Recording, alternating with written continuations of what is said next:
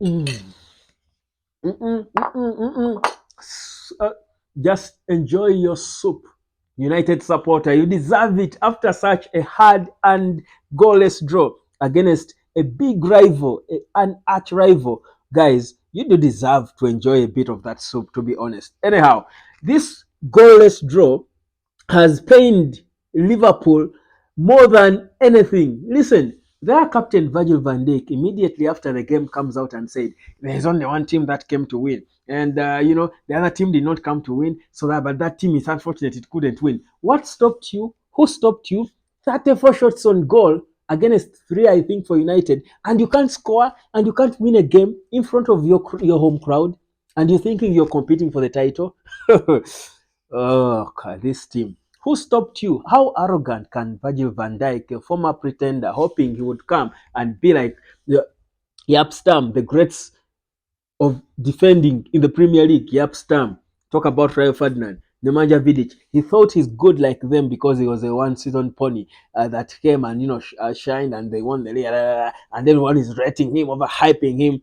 What are you talking about, Van Dijk? Come on. How arrogant can you be, player? I liked you, but you're starting the wrong war, fam. Anyway, here are the 5 lessons we learned from Manchester United, nil, away at Anfield, nil.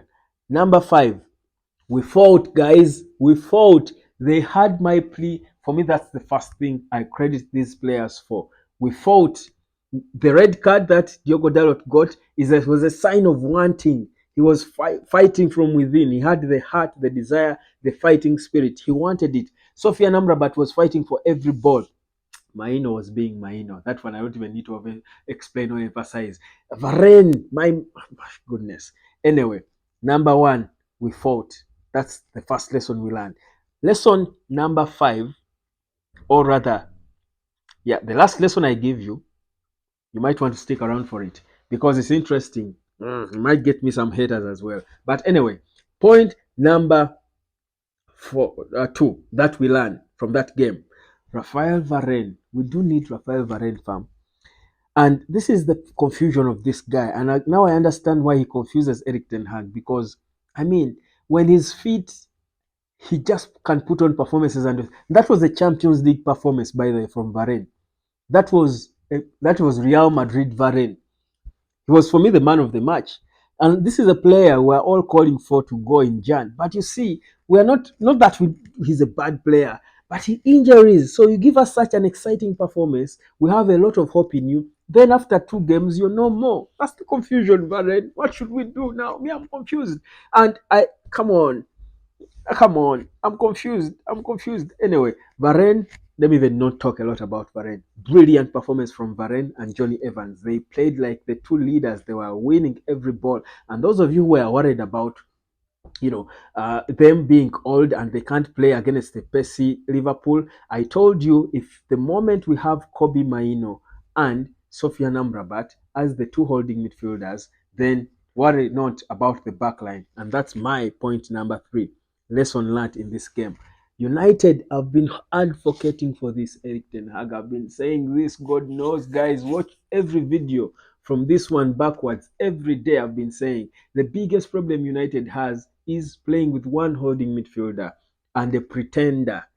We are exposed.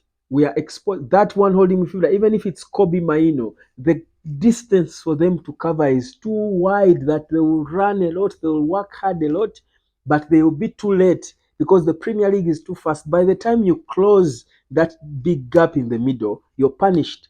The reason this time Liverpool had 34 and why Van Dijk is still mumbling, Liverpool had 34 shots on goal, yes, but they were never all scary shots. That's why they didn't score. We know how effective Liverpool are. The reason is they had so many shots and they should have had them because we expected them to dominate possession anyway. But because Kobe Maino and Sofian Amrabat were playing closer to each other, together, they were moving like a piece. One maybe can overlap, the other goes on the left, this one is closely following, the other goes on the right. So even when Liverpool had opportunities at Onana's goal, they would quickly close them in and force them into either pushing the ball a bit wide. So that the shot was never, even the shot, they were never given space. So we were compact. That is what two holding midfielders do. That's why I say this for me was our most balanced game of the season. We were so balanced. No one, even when Liverpool in the first 10 minutes were all over us like a body rush, I never felt threatened that they were going to score a goal, to be honest. Yes, I expected them to be all over us, but because Maino and Amrabat were there, and trust me, if we continue playing like this and we get used to playing like this, we will then even be more effective on the break. Because you saw the few moments that that boy passed that long ball to Ganacho, Maino. Those are the things we talk about. When you're confident with that two holding midfield possession style against teams that possess the ball, you can easily catch them on the break if you have a Kobe Maino who is a good pass of the ball. Hmm?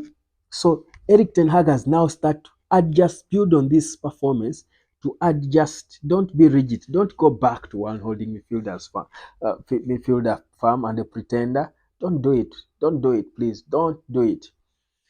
So that's my number. I think that should be number point number. Is it 3? Then point number 4 is Rasmus Højlund. I told you wait for the fifth point because this is where the war. That's the whole video. I think the fifth point is the whole point. But point number 4, Højlund was still isolated. But I will not dwell on that because it is understandable. Højlund was isolated because our game plan was not to score goals, was not to feed him. Our game plan was try to hope for things on the break, which we are not exactly used to. But the first approach, what we wanted to do first is to to be compact, to contain Liverpool, which we did. So there was not so many attack-minded players to feed him. Anyway, even when they are there, they don't feed him. So for me, it was okay how we played. It's okay. The game plan worked. Yes, it was okay. Now, point number 5, my final point, which is not okay and should never happen again. Scott McTominay should never wear the captain's armband of Manchester United. No, not when Rafael Varane is on the pitch, not when Johnny Evans on the pitch, not when Andre Onana is on the pitch, not when Luke Shaw is on the pitch. That is disrespect of the highest order. And these are the things that get players mad. And they're thinking, what is this? What exactly did Scott McTominay give to Eric Ten Hag? What does he do in training that we don't see him do during the matches? He talks about he was justifying his decision to give him the captaincy, which he concealed it in the pre-match press conference. We are thinking it was all, but you see, that I hear he can communicate well. What English? What is it? What does it mean? What does it communicate? I forget every game I've watched Man United. I only the games he scored. Those are the games where I remember that he's there. I forget about Scott McTominay. He's never seen anywhere. He's disappearing. He's hiding. Where is he? We have been advocating for him to be tried out as a number 10 because that's why he plays in Scotland and is even a contender for the best Scottish footballer. Yes, you are the best Scottish footballer, but you are the best Scottish footballer, not good enough to start in Man United or wear the captain's armband. Because, come on, Eric Ten Hag, this is man management. You don't disrespect senior players like that and you give the captain's armband to clearly the weakest player on the team, the weakest link. What are you communicating? This is poor man management. Those are the unsung signs people do, and you're thinking, really? If you are Varane, how would you feel? If you are Onana, how would you feel?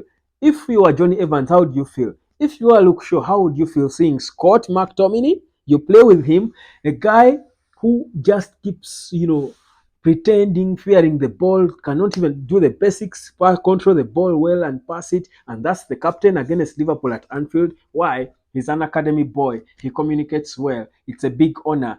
He should only captain United when it is a United of under 21s and when Kobe Maino is not there. Because even in this game, I would rather have given the captain's armband to Kobe Maino, but not Scott McTominay. Come on. We need leadership. A captain. What does Roy Keane feel seeing Scott McTominay putting on the same captain's armband he put on at Anfield against Liverpool? Do you take our club for a joke, Ten Hag? Do you know what it means to be a captain of Manchester United? Scott has not earned it. Let him earn it. He's not there yet.